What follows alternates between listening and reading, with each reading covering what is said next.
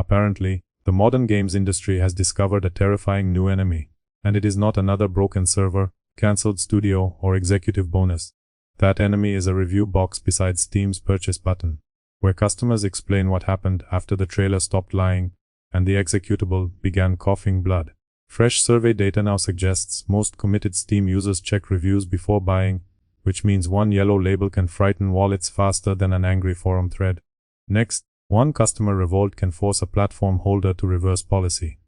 Finally, one disastrous launch can leave a warning beside the cash register, raising the obvious question, are Steam reviews destroying games, or identifying the bodies? Originally, Steam reviews entered beta on November 25, 2013, letting users describe a product before somebody else bought it. Innocently, Valve let players recommend games, show playtime, mark helpful comments and compare experiences, probably assuming publishers would make better software. Predictably, management developed creative ways to call paying customers toxic. Meanwhile, Steam grew beyond 42 million concurrent users at its recorded peak, turning that comment box into a warning system. Beside one of gaming's largest tills, marketing can buy trailers, sponsored previews, launch parties, collector's editions, influencers, and enough violin music to make a graphics menu look heroic. Unfortunately, marketing cannot easily buy the sentence runs like wet cement, wait 6 months. Enter our 3 exhausted participants, the customer holding a receipt, the developer holding an apology, and the executive holding neither responsibility nor shame. Corporate leadership announces another revolutionary experience, assembled from trend reports, and whatever live service game printed money 3 years ago. Buyers expect the product shown in edited footage. Developers arrive online, carrying statements polished until every human emotion has vanished. Steam displays ratings, playtime and matching complaints beside the price. Conveniently, executives call the bloodstain review bombing, because customers comparing notes sounds less useful during an earnings call. Underneath the jokes sits a simple threat: customers compare promises with reality before another sale. Worse, publishers cannot move that warning away from the checkout screen. Before we continue, perform the humiliating ritual: like the video, subscribe, and support the channel, if these autopsies prevent one unfinished purchase. YouTube's algorithm, that cheerful slot machine operated by invisible landlords, demands tribute before admitting a video exists. Therefore press the buttons before I sell a premium opinion pass containing 3 early access insults, 1 cosmetic glass, and a roadmap promising the punchline next year. Right, dignity restored. Speaking of machines deciding visibility, publishers would love Steam to stop displaying what customers think. Executives stretch review bombing across harassment, politics, broken servers, poor optimization, hidden accounts, monetization, or thousands noticing the same fire. Certainly, coordinated abuse exists. However, a review bomb means manipulation or off-topic mobilization, not customers independently reporting one failure. Matching complaints do not become fictional, because management feels embarrassed. Game Discover Co.'s research explains the fear. Among roughly 3,800 surveyed Steam users, in 2026, 40.5% always checked reviews before buying, while 32% checked most times. Furthermore, 20.3% became less likely to buy below very positive, and 30.8% drew the line at mixed, or worse. Only 9.7% said no rating significantly affected them. Commercially, the review summary becomes a wallet checkpoint with testimony attached. Earlier analysis linked stronger scores with stronger first-month wishlist conversion. Games above 95% positive reached median sales near 0.51 times launch wishlists, while the serious decline appeared around mixed. Obviously, correlation does not prove reviews caused every lost sale. Still, a yellow label interrupts the moment hype reaches for a credit card. Helldivers 2 supplied the cleanest demonstration. Sony announced mandatory PlayStation Network linking after the cooperative shooter became a major success. Overnight, unsupported regions faced an access problem, while everybody else received an account management side quest nobody requested. More than 200,000 negative reviews followed, and sales stopped across 177 countries and territories during the controversy. Eventually, Sony reversed the plan. Instead of vanishing into social media fog, the protest remained beside the product and warned the next buyer. Thus, Sony discovered that angry posts are weather, whereas Steam reviews are refunds with grammar. Dragon's Dogma 2 showed Prestige tripping over its trousers before meeting the first dragon. Capcom launched amid complaints about processor-heavy performance, crashes, freezing, and optional paid items beside a full-price release. Early Steam sentiment fell to mixed territory. Granted, many items were earnable through play. Nevertheless, customers received rough performance and microtransactions together, like cold soup with a separately priced spoon. Cities, Skylines 2 delivered a slower disaster. Paradox and Colossal Order released it, after acknowledging unmet performance targets. Players reported poor frame rates, crashes, simulation problems, and missing features, while English reviews remained mixed long after launch. Somehow, a city builder arrived with unfinished roads, and a mayor calling the potholes a long-term vision. Payday 3 turned broken access into performance art. Starbreeze released an online-dependent heist game, whose matchmaking failed during launch weekend. Its leadership admitted the system had failed testing expectations, and said work was needed to regain trust. Ironically, the first robbery happened when the game took everyone's money and escaped with the servers. Now comes the point where poor launches stop looking accidental and start reading like obituaries. The day before had enormous wishlist attention and the integrity of damp cardboard. Fantastic released it into catastrophic reception, then announced closure days later. Official notices confirmed ceased operations, a January 22nd server shutdown and refunds. Calling that a bad launch is like calling a shipwreck inconvenient parking. Feedback pointed at the corpse, while the storefront requested payment. Concord supplied a different body.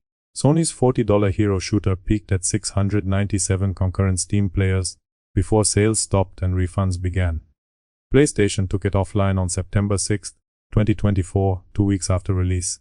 Curiously, no giant revolt was needed, because attendance resembled a disappointing office seminar. Management built an ecosystem, and forgot ecosystems need living organisms. Neither title died because Steam users discovered the dislike button. Simply, the scores and player counts documented how few customers still believed the sales pitch. Reviews did not manufacture those collapses, they removed the flattering lighting. Crucially, Valve's documentation destroys the easiest conspiracy theory. Titles rated mixed or above, meaning at least 40% positive, receive no algorithmic visibility penalty from score alone. Reduced featuring becomes likelier below 40% in mostly negative territory. Consequently, mixed does not automatically bury a release. Humans read the warning and choose another game. Fairness still matters. Elsewhere, Steam contains memes, political shouting, culture war crusades, and negative reviews after 800 hours, because one sword lost 3 damage points. Valve can identify off-topic periods and exclude them from the displayed score. Even so, a flawed alarm helps when publishers' statements avoid failure broken and we knew. Beyond that, repeated disasters train customers to distrust every launch. Repeatedly burned buyers stop asking whether a game looks good. Rather, they ask which promise fails, which account becomes mandatory, and how many patches precede the actual product. Inevitably, honest developers pay too, because every advertisement resembles evidence from the defendant. Technically, Steam's greatest weapon is proximity. A forum complaint sits beyond the sale, while the review summary appears beside the price, when excitement meets caution. Trailers promise enormous worlds, unforgettable characters, and 10 years of support. Purchasers answer with playtime, crash reports, hardware details, and one sentence: the horse runs better than the game. There is one inconvenient fact, for anyone calling Steam a permanent rage machine. No Man's Sky launched amid technical trouble and anger over promised features.